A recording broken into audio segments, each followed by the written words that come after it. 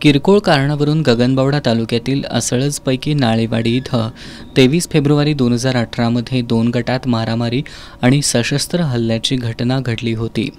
यावेळी आरोपी प्रकाश मेहतर, आकाश मेहतर यांनी केलेल्या सशस्त्र हल्ल्यात सखाराम सोनबा गावकर हे मृत्युमुखी पडले होते, तर अन्य दोघे जखमी झाले होते। या प्रकरणी गगनबावडा पोलिसात दोन्ही गटांकडून परस्पर विरोधी फिर्यादी दाखल झाल्या होत्या। गगनबावडा पोलिसांनी या प्रकरणी तपास करून आरोपी प्रकाश मेहतर आणि आकाश मेहतर यांच्यासह विरोधी गटाच्या विकास वरेकर यांच्या विरोधात न्यायालयात दोषारोपपत्र दाखल केलं होतं।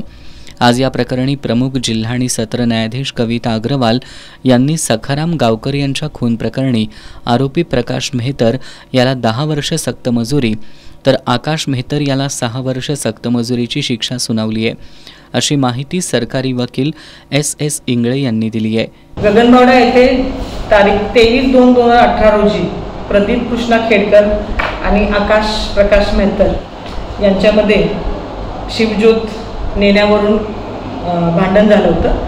त्यामध्ये एक मयत आणि 3 जखमी झाले होते।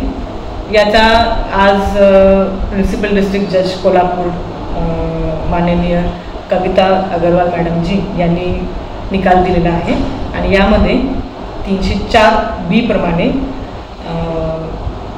आरोपीला 10 वर्ष सक्त मजुरी आणि 325 प्रमाणे 6 वर्ष सक्त मजुरी दुसऱ्या आरोपीला ठोठावण्यात आलेली आहे।